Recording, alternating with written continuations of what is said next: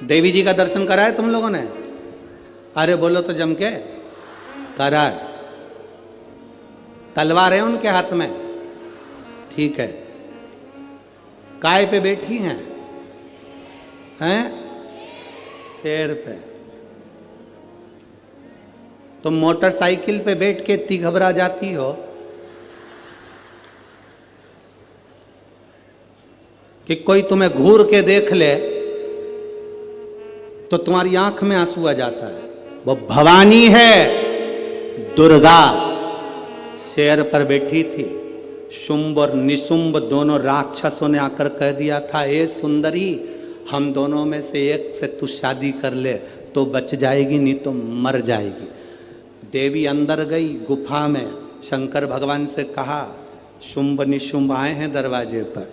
तो भगवान शंकर मुस्कुरा कर बोले, तुम मुझसे कहने आई हो, तुम स्त्री हो, एक नारी में आधा शंकर होता है। जब शंकर तुझ में है, शक्ति तुझ में है, शिव तुझ में है, तो तू दुनिया से निपट सकती है। चढ़ जा शेर पर, उठा तलवार, कर संहार।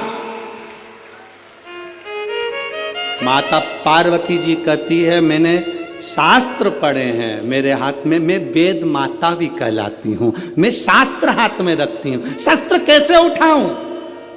शंकर भगवान कहते हैं, संस्कृति को बचाना है, संस्कारों को बचाना है तो शास्त्र उठाना पड़ेगा, और अपने आप को और सनातन धर्म को बचाना है तो शस्त्र भी उठाना पड़ेगा। यह हमारे को ऊपर निर्भर करता है। हम शास्त्र भी उठा सकते हैं और शस्त्र भी उठा सकते हैं। ये मां जगजननी दुर्गा भवानी का दर्शन करने जाओ तो उस माता को प्रणाम कर कर उससे कहकर आना, मां जब शास्त्र की जरूरत हो तब मुझे शास्त्र देना, और जब शस्त्र की जरूरत हो ऐसा बल देना, ऐसा शस्त्र देना कि दुनिया के लोग याद रखें। क्या मैं नवरात्रि में अगर मान लो कोई साधना करना हो तो कौन सी साधना करना चाहिए? हम किसकी आराधना करें? हम 9 दिन तक किसकी साधना करें? तो अगर बन सके तो देवी भागवत में सबसे सुंदर साधना यही है। चतुर्थी है तो 4 कन्या का पूजन करो। जो वृक्ष लगता है, वृक्ष में जो गोंद लगती है वो ब्राह्मण हत्या का अंश है।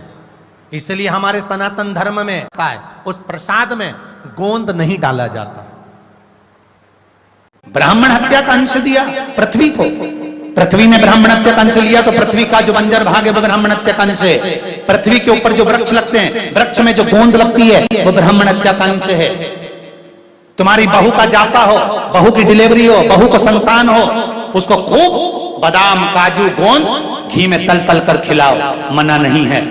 पर जब जन्माष्टमी का त्योहार हो, रामनवमी का त्योहार हो, भगवान का प्रसाद बन रहा हो, उसमें गोंद मत मिलाओ, क्योंकि उसमें ब्राह्मण हत्या होती है।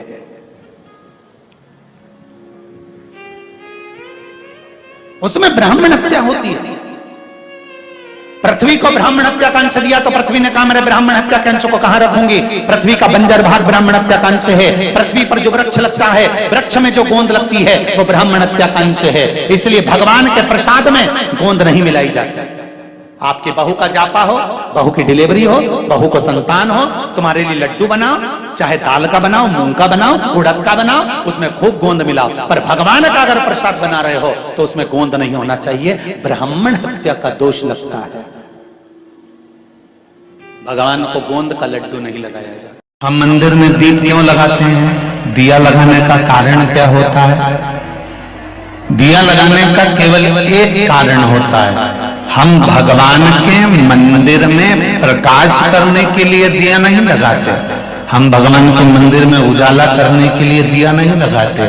शिव महापुराण, पद्म पुराण और हमारा शास्त्र वर्णन करता है कि हम जब भगवान के मंदिर में दिया लगाते हैं, दीप प्रज्वलित करते हैं, तो दिया परमात्मा के लिए नहीं लगाते। जब हम दीप प्रज्वलित करते हैं तो जैसे ही मंदिर में प्रकाश होता है, वैसे ही हमारी जिंदगी में चारों तरफ प्रकाश होना प्रारंभ हो जाता है।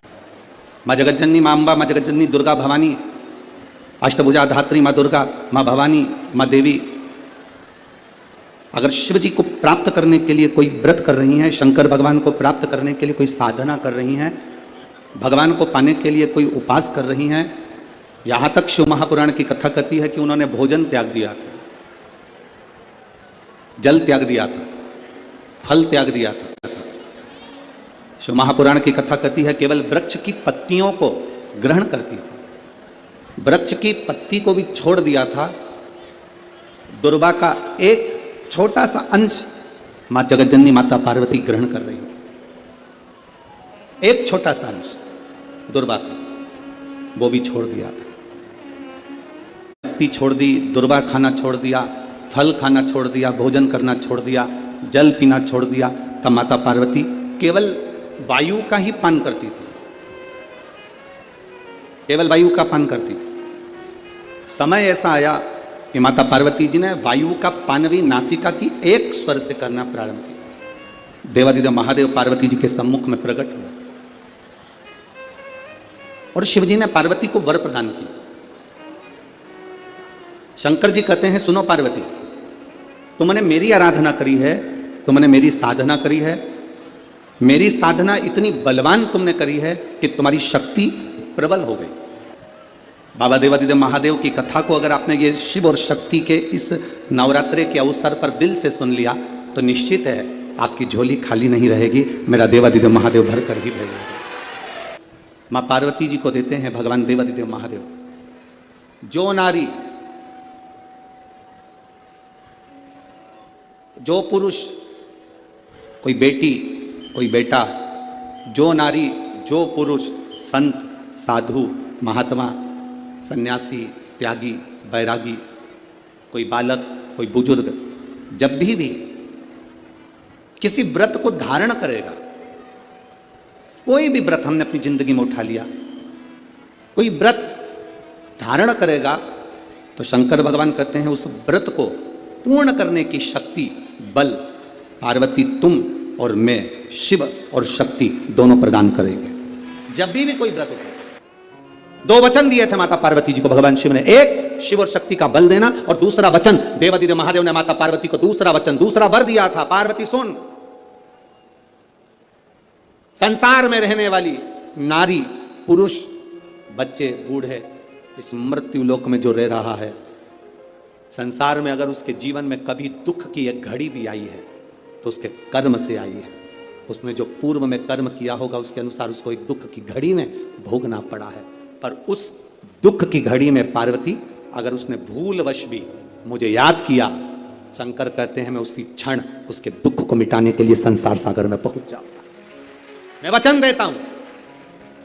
ये माता पार्वती जी को शिव जी ने दो वचन दिए। पार्वती, एक शिव और शक्ति का बल व्रत, उपास, साधना, तप करने वाले को मिलता है। नवरात्र का व्रत करने वाले कई लोग नंगे पैर चलते हैं, कई लोग एक समय दूध लेते हैं, कोई कहता है कि मैं लौंग पर व्रत करता हूं, कोई अपने शरीर पर जवारे वो लेता है, कोई कुछ नियम धारण करता है, कोई कुछ नियम धारण करता है। सारे नियम, व्रत, साधना, तप जितने लोग करते हैं, घबराने की जरूरत नहीं। ये बल तुम्हें जो देता है वो शिव देते हैं, वो भगवान शंकर शक्ति के साथ देते हैं। चाय पिलाओ मत पिलाओ, फिर भी सास मरते मरते अपनी जायदाद के, अपनी अंगूठी, अपनी चेन अपनी बहू को देके जाती है। उसी तरह मेरी माँ है। तुम चाहे दुनिया में कहीं पे भी धोख लगाने जाओ, कोई के हम तुलजापुर जा रहे हैं, कोई के हम वहाँ जा रहा है, कोई के हम माँ जा रहा है, और दुनिया भर में जा रहा और माँ के पास नहीं आ रहा, फिर भी माँ कहती मत आ, फिर भी मैं शांति से तुझे दूंगी, चिंता मत कर, मैं बैठी हूँ। वो राजा के लिए मैं तुलजापुर छोड़ के यहाँ आ गई।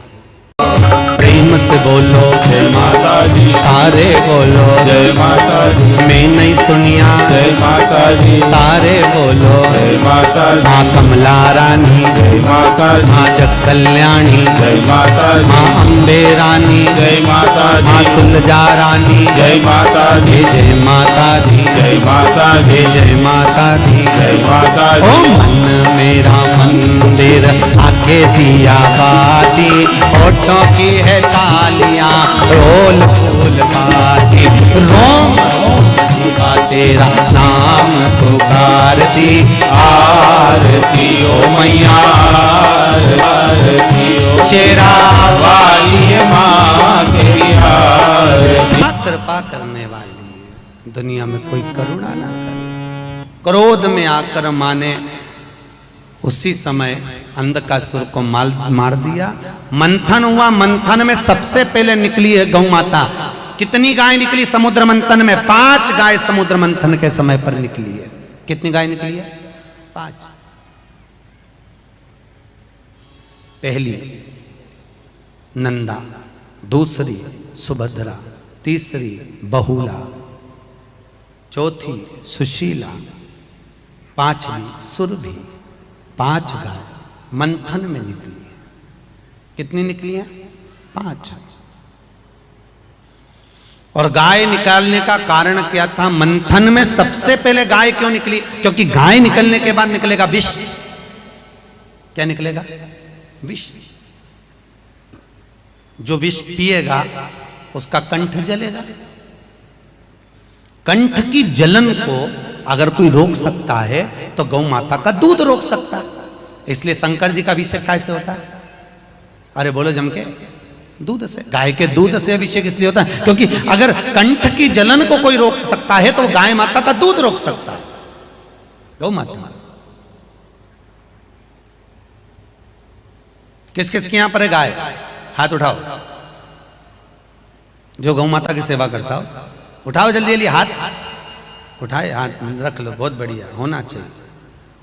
कुत्ता किस किस के यहां पे है? गरुड़ पुराण का 5वां अंश कहता है, गरुड़ पुराण का 5वां अंश कहता है कि कुत्ते की योनि नीचे से चौथे नंबर की है और गौ माता की योनि 84 लाख भी योनि है, उसके बाद मनुष्य की योनि। कुत्ते की सेवा करते करते मर जाओगे तो क्या बन जाओगे वापिस? कुत्ता। गाय की सेवा करते करते मरे तो गौ माता बन गए।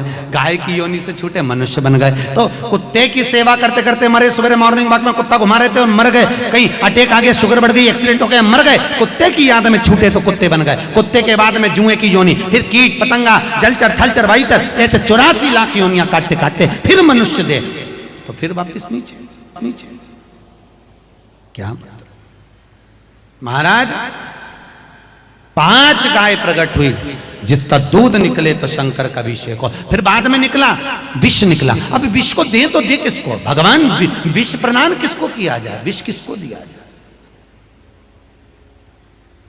किसको दिया था विष?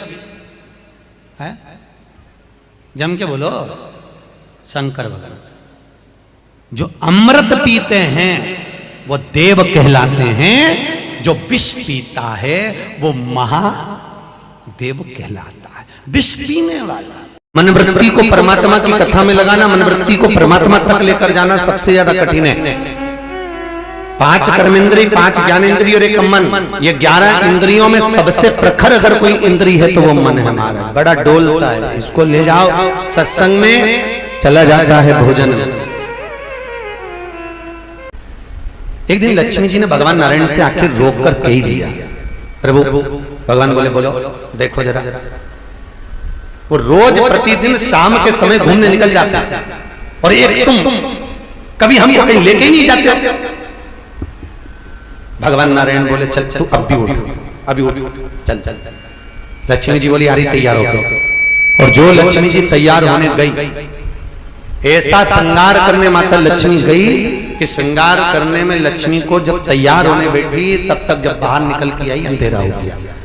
अंधेरा हो गया तो भगवान विष्णु लक्ष्मी से बोले अब तो शाम हो गई, अब क्या करेंगे जाकर? तो लक्ष्मी जी बोली, पर एक बात बताओ, अपने को तो शाम हो गई, पर ये तो दोनों रोज जाते हैं, तो क्या पार्वती तैयार नहीं होती? क्यों होती होगी? तो ये दोनों चले जाते हैं। मुझे तो कितना समय लगा बैकुंठ के 8 दरवाजों में ताला लगाना, 24 खिड़कियों में ताला लगाना, दरवाजा बंद करना, तब जाकर बाहर निकल के तुम्हारे साथ घूमने जाना। तो इनकी यहाँ ताला वाला लगाते नहीं क्या? तो भगवान विष्णु बोले कुछ हो तो लगाए। तो लक्ष्मी जी बोली इनके घर में कुछ भी नहीं है कि थोड़ा बहुत अगर सामान भी है तो ताला लगाने की जरूरत ही नहीं है। गले में से उतार के एक बब्बा को छोड़ के चले जाता। किसी के बाप में दम तो घुस के बता, कोई घुसे तो सही। तुम्हारा तो काम ही नहीं ताला चाबी का। को 4 बजे से लेकर 7 बजे के बीच में शंकर और पार्वती के भ्रमण का समय रहता है। मेरे देवाधिदेव महादेव और माता पार्वती के भ्रमण का समय। भगवान शंकर पार्वती घूमने को निकले। इसलिए हमारा सनातन धर्म कहता है शाम के समय पर माताओं को झाड़ू नहीं लगाना चाहिए। शाम के समय पर माताओं को चूड़ी बिछिया नहीं बदलना चाहिए। शाम के समय पर माताओं को मांग में सिंदूरा नहीं भरना चाहिए। शाम के समय पर माताओं को बाल नहीं बांधना चाहिए। शाम के समय पर माताओं को चौखट पर नहीं बैठना चाहिए। उसका कारण क्या है? क्योंकि पार्वती जी ने भगवान भोलेनाथ जी से कहा था कि तुम मुझे रोज शाम के समय प्रदोष काल में भ्रमण के लिए लेकर जाते हो, मेरे लिए आज्ञा क्या है? शंकर भगवान ने कहा, सुनो पार्वती, मंदिर के अंदर नंदी रहता है।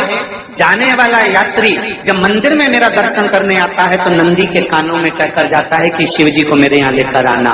मैं नंदी के अनुसार उनके घर जाता हूँ। मेरा काम है उनका कल्याण करना और तेरा काम है उनके घर की नारी को अखंड सौभाग्यवती का वर प्रदान करना, ये तेरा काम। तब पार्वती माता ने कहा, अखंड सौभाग्यवती होने का वर मैं तो दे दूंगी, पर उस समय पर माताएं चूड़ी बदल रही होगी और हाथ से चूड़ी निकाल रही होगी तो मैं वर कैसे दे सकती हूँ? मांग भर रही होगी तो मैं वर कैसे दे सकती हूँ? उस समय पर चूड़ी बिछिया बदला जा रहा